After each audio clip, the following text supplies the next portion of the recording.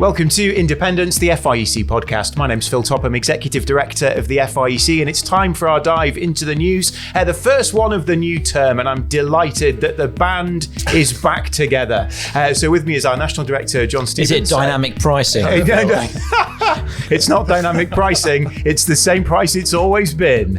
John Stevens, our National Director. Good morning to you. Hi, Phil. And our Head of National Ministries, Adrian Reynolds, is with me as well. Good morning, Adrian. Very good morning to you. Now, my first question for you both is, there were rumours swirling round at Keswick that you were taking it in turns to play the 10 of those bookman. Any comments? That says it all, ladies and gentlemen. We are not able to comment. I have a wonderful picture of the 10 of those bookstore with 2 armed police officers walking around it. Oh dear. It's one way to get people to buy books. Yeah, there we are. Yeah, just forcing them into it. Oh, very good. But Keswick, a good time. Really great. Encouraging. I was really encouraged by it. In fact, I was blessed by it personally. I thought the morning Bible reading, we have talked about this already. Yes, so I thought the morning Bible readings were excellent. And just the chance to see other leaders and meet other Christians and mix, for all those reasons that we've said before. It was great. Excellent. And while we're on conferences, the FIEC Leaders Conference is now looming large, isn't it? So 8 weeks away. Is that right, Phil? Yeah, 8 weeks. 4th to 6th of November. 2024 up in Blackpool with an add-on event. I'll say a bit more about that in just a moment. So we're really looking forward to that. The theme is shepherding, which makes it sound like it's just for pastors, but it's deliberately not. All of us are interested in the flourishing of the flock. So either directly or indirectly, everyone who serves in a leadership capacity of any kind in the church is interested in shepherding. So it's for every FIEC church leader, and those who are not in the FIEC but are interested would like to come, they're also very welcome. We're filling up. We've got about 900 people booked in. We've got capacity for some more. We'd love to see some more. And the next price rise, because there's kind of a phased price rises, the next price rise is at the end of the month. Yes, that's right. End of September to get the best prices. Yeah, just one or two things that you can sign up for in addition. We have an add-on event. We've got a tiny number of spaces there afterwards with Brian Croft. But actually in the conference itself, we're running 2 tracks. We're running one track across the conference for those who, I originally wanted to call it Stuck in the Middle, but we didn't use that as a title. People who are kind of in the middle stages of ministry. It's easy to get stale. It's hard to stay fresh. How do we keep going? And Brian Croft is going to run that. I'm afraid that's full, so you can't sign up for that. There's another track with Marcus Honeysett, which is for those in the first 5 years of ministry, which does have some space in. If you've got guys in your church who are in that stage, the first 5 years of ministry, do encourage them to come along. It'd be great for them to meet other people at the same stage, and it'd be great for them to get some input really as to how to set patterns of life and ministry that are going to actually sustain them in the long term. Fantastic. We need to just check that the 10 of those bookman is coming to the bookstore at the Leaders Conference. Armed police. Well, I think they will be, because both bookmen are here. So yeah, that's excellent news. Before we dive into the news and talk about some of the stories swirling around this week, it's worth saying, just at the start of kind of a new academic year, the things we talk about in this podcast, they're not necessarily the FIEC opinion on everything. John, do you want to say something about that? There are lots of different views that are welcome under the umbrella of the FIEC. We espouse perhaps one view or a couple of views, but not necessarily the view. Absolutely, and I think that's really important for people to understand what FIEC is, because it's not the same as perhaps some other networks or some other confessional groupings where there's an expectation that people will hold together a sort of a broad sort of common opinions on a very large number of areas, whereas that's not true of FIEC. We're a group of churches that are united by our independency, by our doctrinal basis, which is really core evangelical truth, our commitments on women's ministry, on heterosexual marriage, on not being engaged in ecumenical sort of meetings with those that don't share our gospel convictions in core. But there's a relatively centrist set of positions that unite FIEC, and all of our churches hold to those positions. So yet again, we're in the process of annual renewals. Yep. Every year, all of our churches have to re-sign that they still hold to those core doctrinal convictions. And that's a constitutional requirement for us, absolutely. Isn't it? It means that we're making sure that every year our 650 churches are affirming the same evangelical truth. They don't automatically remain part of FIEC. They have to, as it were, kind of rejoin on an annual basis and say that they're committed to that. But that means that within FIEC, we've got a wide diversity of opinions on a whole variety of theological issues, ministry issues, how we engage with culture, how we understand things. And that means to say that within FIEC, those of us who work for FIEC FIEC, those of us who represent FIEC, there's that constant kind of overlap between FIEC positions and our own personal convictions. And we within our staff team and across our churches will have a variety of different kind of views. So I think it's important that people understand that in the news, in other podcasts and material that we might speak, in our engagement on social media, we're not necessarily representing the FIEC position, because outside of those core beliefs, there isn't an FIEC position. We're speaking from FIEC within the boundaries that FIEC has, but that's not the same as speaking for FIEC.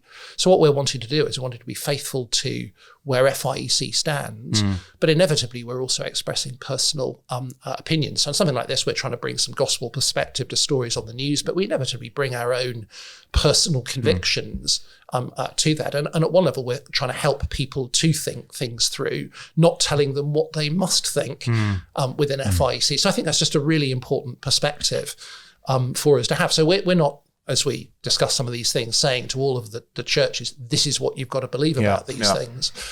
It's worth saying also, Phil, more broadly, we do covet your prayers. So we're serving, and we want to serve the whole range of our churches. So when we're planning, especially events like the Leaders' Conference, we're constantly thinking, this isn't about me putting forward my view. I want people to hear different voices and to engage with different topics. We're not always going to agree on them. We think we're mature enough as an organisation, as a group, an organisation, as a family of churches, to be able to listen to other views and kind of process them and what have you. So actually, but things like the Leaders' Conference, it cashes out in what we sing, how we sing it, who speaks, what topics we do. So do pray for us for wisdom. We want to serve the breadth of our constituency well, and that's sometimes a tension. It's sometimes a challenge. We do need people's prayers. Do please pray for us. Yes, John. I think that reflects the history of FIEC. FIEC was essentially a gospel unity movement. The very vision going back to 1922 was to unite Christians in independent churches in core gospel truths to support one another, not to be able to have a comprehensive set of convictions on every area of church life and theology.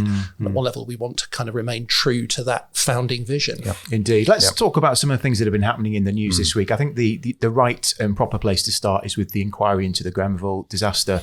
This dates back obviously to 2017, dreadful fire at the housing block. 72 souls lost their lives that day.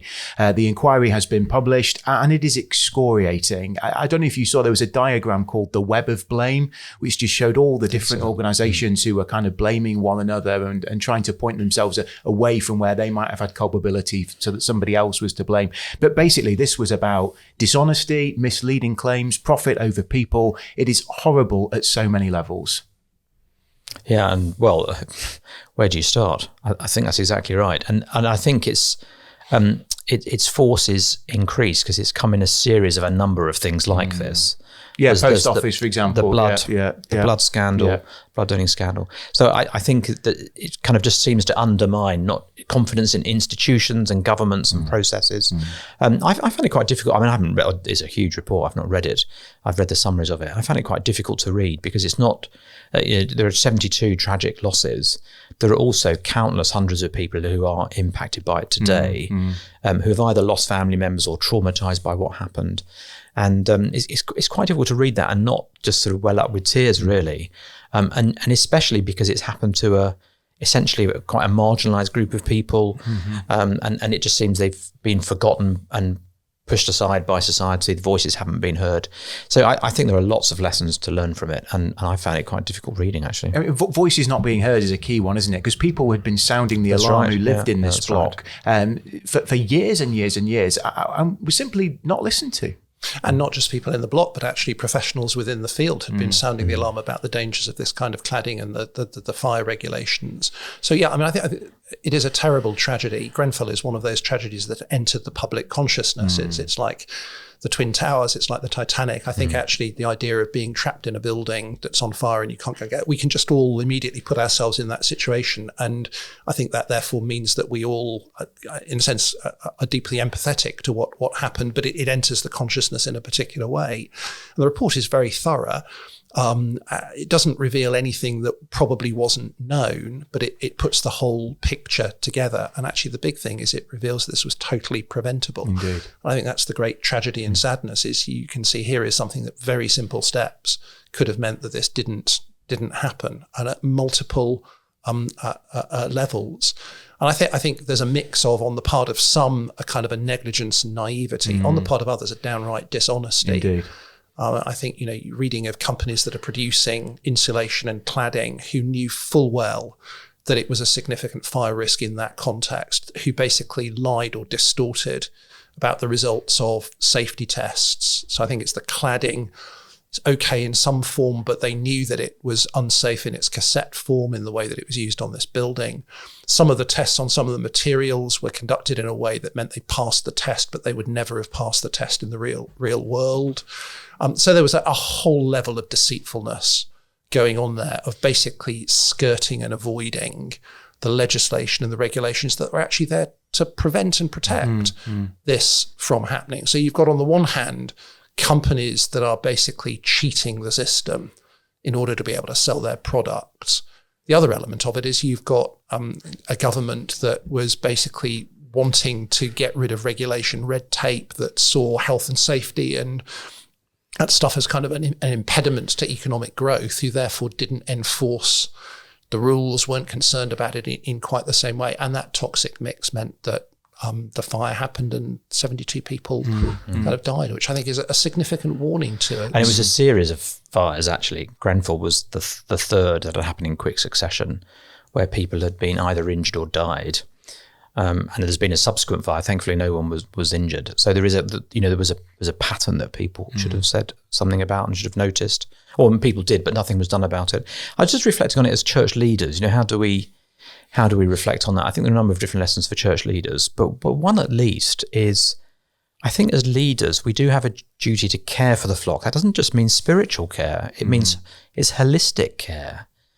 And I've sat in church meetings in churches where if the words health and safety are mentioned, there is scorn poured on them. Eyes are rolled. Stupid red tape. And I think to some extent this report puts paid to that nonsense. I think Christian leaders need to make sure their buildings are fit for purpose. If you meet in buildings, I've been in a church building recently where there are no fire exits marked. It's just not legal. So I think actually church leaders need to take care that their buildings are appropriate for use. That is part of how we show care and compassion to those we serve. And actually it's part of protecting those we serve. Some of our churches have very old buildings. They're full of wood often, especially if they've got pews, very combustible. So there's something there, I think, for church leaders. We need to grieve over what's happened in Grenfell, and we need to grieve over the lack of accountability and some of those other things. But there are lessons for us close to home as well. I think that just before I'll come to you, John, there's a challenge there, I think, is we can't just have health and safety policies. We need to make sure we're enacting them. I think that's right. I think one of the challenges often for churches and charities and public bodies is they have all the paperwork, but actually it doesn't really serve them because they don't obey what it says. I feel passionately about that. When I was pastor of City Church in Birmingham in our very early years, we had a lady in our congregation, a wonderful young lady, who died. She was working in Christian ministry, but she died because a boiler in a Christian organisation kind of produced carbon monoxide, and she was killed by that. It wasn't anything dishonest, but actually there are those just dangers. If you're not actually implementing proper health and safety on things like that, the real risks are to kind of life. And we come across church buildings, church premises that are not really safe, that are not properly looked after. It's costly to do it, but that is important for protecting people. And I think we need to grasp that this is actually a deeply biblical principle. I reflected on this. The Old Testament law at one level covers these kinds of issues, the sort of the way that the kind of companies cheated the system and made things apparently appear to be safe rather than not. That's no different from using dishonest weights and measures. That's actually pretending that something has passed and achieved the standard and that people can trust it when actually the people know that it's not. The Old Testament itself, the law builds in principles of actually properly protecting others and avoiding risk. I think that some Christians can be very cavalier about risk. We've got to take risk. Faith means we can take risk. Actually, the Old Testament law says, no, you've got to actually think about other people. So you build your roof and you build a parapet on it, basically so that people don't fall off. You are proactively thinking about how to protect and care for others. Now, risk cannot be eliminated completely, but there are obvious and sensible steps that need to be taken that do protect people. Interestingly, in English law, I remember, I think it's 38 years since I started studying law at university, and one of the first things we learned was about the law of negligence. That long, John. I know. You look so much younger than that. But interestingly, the law in negligence in Britain, which came together in the 1930s, was predicated on the biblical idea of loving your neighbour. You have a responsibility to take reasonable steps not to cause harm to others. And I think that's a good and biblical kind of principle. And sensible regulation and its enforcement is there for the benefit of the common good. Yeah, we've got to remember our churches are full of vulnerable people as well. You often have children running around, or people with other disabilities. We've got to think about that carefully. What does justice look like in the Grenfell situation? Well, it seems to me criminal acts have been committed. I mean, I'm not a criminal lawyer, so I don't quite know that, but it looks like there are criminal charges. I think it looks like that's going to take a long time to process, and that's one of the challenges in these highly, highly complex cases, that justice to people looks like something immediate, and you want something immediate. And the Met have got an extraordinary number of officers working, 180 officers or something working on it, which is an extraordinary number, and yet they say it's going to take them at least 2 years to bring charges. So I think justice looks like trusting the system to some extent, but also we're going to have to demonstrate a degree of patience, because actually we want these things to be prosecuted properly for there to be justice. If it was half-hearted and rushed and people are acquitted who actually are guilty, that would not be justice. Justice is not served that way. So justice does sometimes require patience, which actually is one of the hardest elements of justice. I think it's difficult, isn't it? Because how responsible are you sort of for negligence and what that causes? I mean, that's a problem that the law has. So direct criminal action that directly causes harm, but sometimes it's quite difficult to prosecute in these cases. So there's certainly a right to that compensation for loss that's been caused. That's part of doing justice, is help sort of compensating people.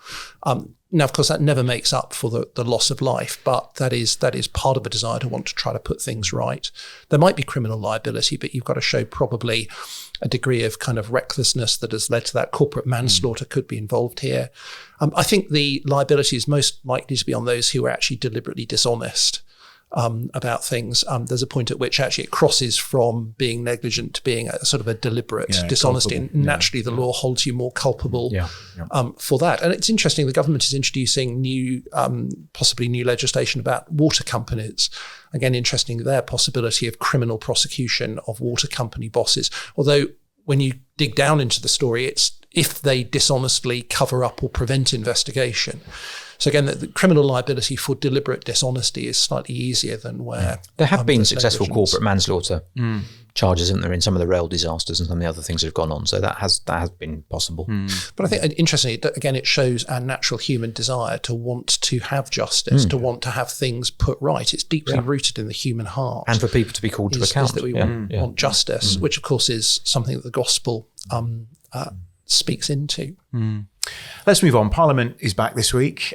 So it's been good to see the kind of hubbub start up again in politics. What's been interesting is... Some people might think it's not good. Well, there we are. But I'm quite into politics.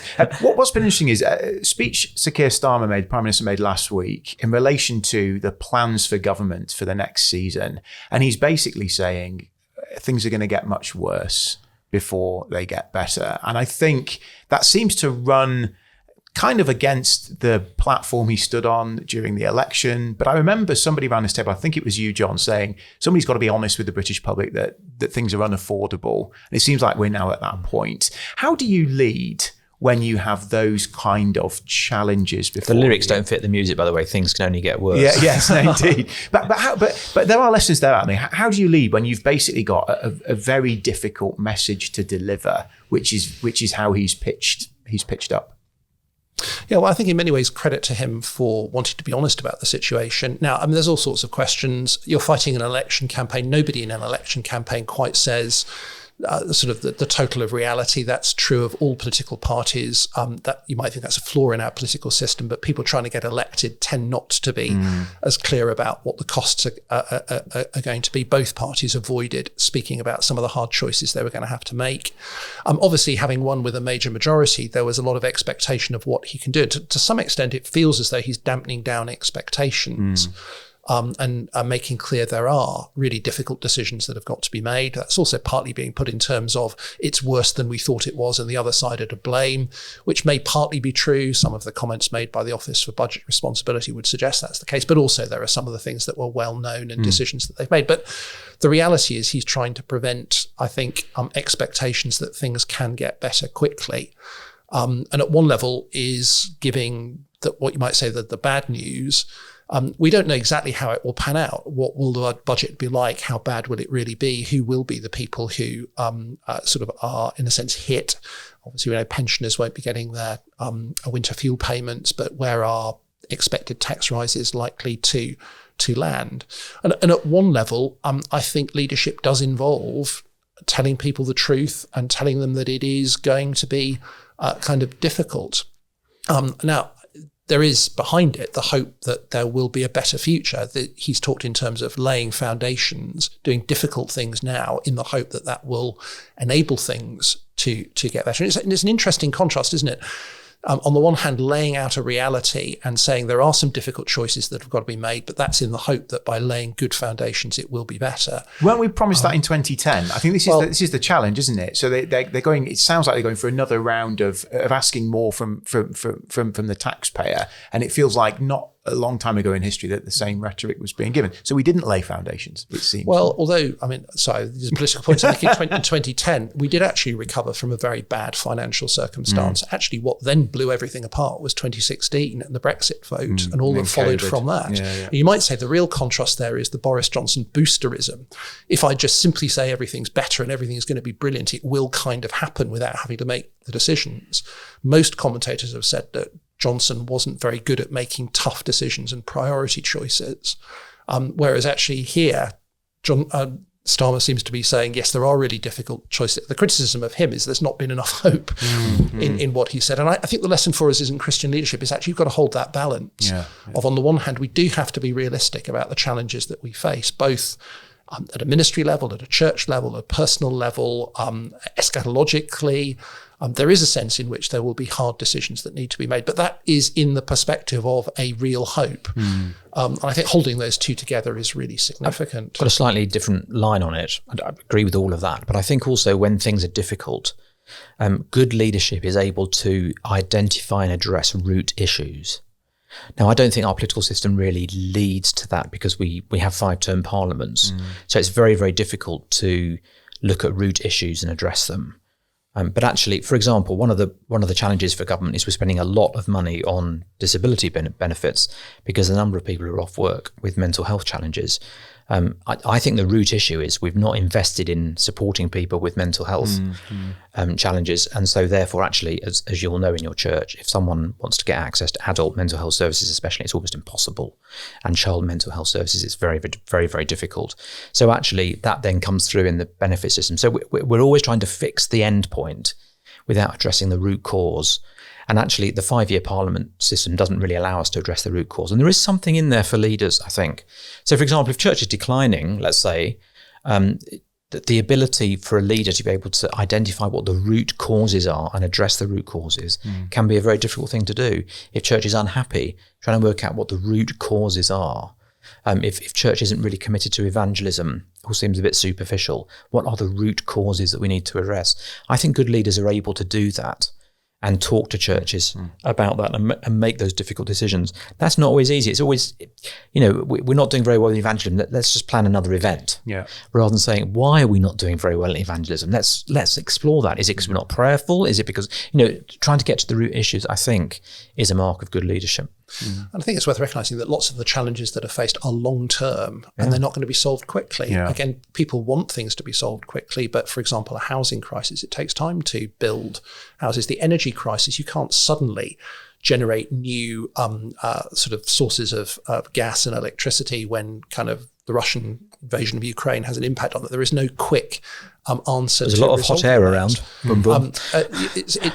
We have got a demographic problem of an aging population, increasing kind of illness. That is not something that is going to be easily solvable. There are sometimes long-term issues that take a long time to be put right. Yes, how long does it take to train a doctor, for example? Exactly, yeah.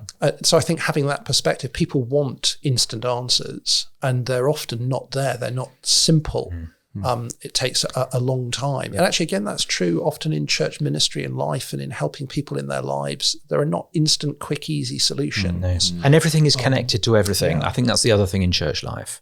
We look at things in isolation, but actually everything is connected to everything because it's about people. So, we want 20,000 new nurses. Where are we going to get 20,000 new nurses from? Well, the only way to get them from is from overseas because we can't train up 20,000 nurses quickly enough. So then we have questions about migration. And so actually everything is connected to everything in government. And I think in church life, everything is connected to everything. So we've got to realise that when we push in one place, it creates pressure in others. I think I was reading something this week that was helpful to me. The way that God works. I think as Christians, we can expect God to work in remarkable, dramatic, miraculous ways. And we know that he can do that. He does that in his word. He's done that at moments in history. But we need to constantly remember that is not the norm. The normal way that God works is by slow, steady progress. Ordinary means of grace. Ordinary means of grace. Yeah. And actually, that is the predominant way in history in which God does his work in individuals and the church in the world. And it's not wrong to expect God to do remarkable things. But if we think that that is the normal, regular Christian life and Christian ministry, we will end up, I think, being deeply disappointed. We need to recognise that the ordinary plodding and slow, steady progress is normal in the Bible and normal in church history. One fun thing, I just quite ironically, Keir Starmer has taken down the picture of Margaret Thatcher. Oh, I saw that. Yeah. But what I think is really interesting... Not the picture, the Is story. it up in your office now, John? But what's really interesting, actually what he's doing is almost identical to what Margaret Thatcher did when she came into office. So when Thatcher came into office in 1979, her message was, it's going to get worse before it gets better. She immediately settled public sector pay disputes with British Steel and paid overinflation rates to them to bring a dispute to an end. She started cutting public spending and she started increasing taxation. And actually, those things took 5 years to really change things. So there is an irony that actually he has taken down the portrait of a person, whereas you actually think what he seems to be doing is not unlike what was done. John so that's Stevens, our take on Thatcherite Starmer. A student of history. Very good. Let's draw to a close by talking for a few minutes about the Paralympics. Oh, yeah. So we saw the Olympic Games, great celebration of sport, and it's continued with the Paralympics, which is a great celebration. I love the Paralympics. Well, it's wonderful, isn't it? A great celebration of diversity, some remarkable showings, and lots of gold, silver and bronze medals for Team GB. I lived in East London for 8 years when the 2012 Olympics were on, and actually the only thing we could get regular tickets for were the Paralympics. We went to a lot of Paralympics. I loved it. And I think, there are some superstars within the Paralympics, people who are pretty well paid and funded by the National Lottery and so on. But actually, we've got a large team and pretty much every story is a story of overcoming adversity, of people just sort of fighting often against the system, often against expectations and delivering. And I've been really moved by it. I've really, really enjoyed it. We have it on every night. Which sounds a bit sad, but actually, no, we love it. We love it and we love watching it.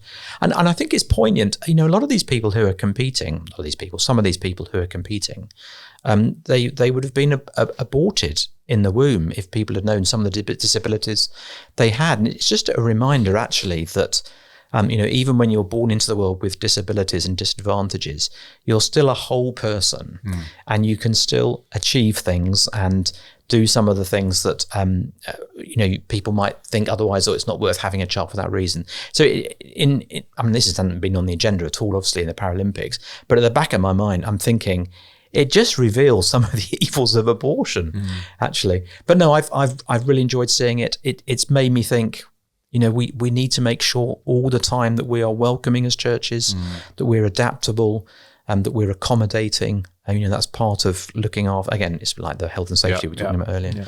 And we have 4 people in our church with sight loss, which is quite a high proportion, I guess, for the size of church we have. And we have to think very carefully about that. We have to think about what we put up on the screen. We have to think about the colours that we use. We have to think about the fonts that we use.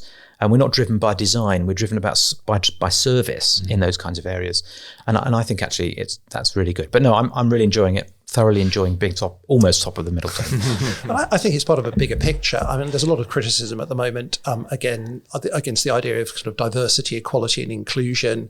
People are negative towards that. But yet actually that's, as Christians, what we ought to be really committed to. Every single human being is valuable. Yeah. We want to see inequality. I think there's something good about a society that wants to enable those who do have disabilities to be able to flourish, to be fulfilled. And to celebrate to be valued, to be celebrated. And it requires an active decision to do that. It requires you to put the investment, the money, to prioritize that. Because if simply people are just left to compete on the basis of their pure abilities, inevitably those who are disabled will not have the same place and significance in life. So you have to take proactive steps. There has to be a degree of positive discrimination. I mean, a whole Olympics set up for people who could not compete necessarily in the main Olympics, but that is absolutely valuable for celebrating their lives and giving opportunities.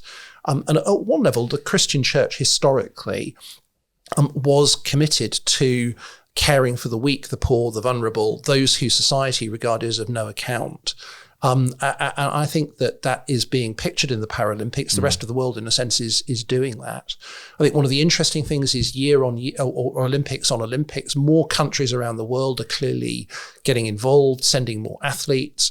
I think when you see very large countries with very small teams there, it's just a reminder to us that the plight of disabled people in those countries is far, far worse than it is in some of the Western countries. So there's a massive amount still to be done.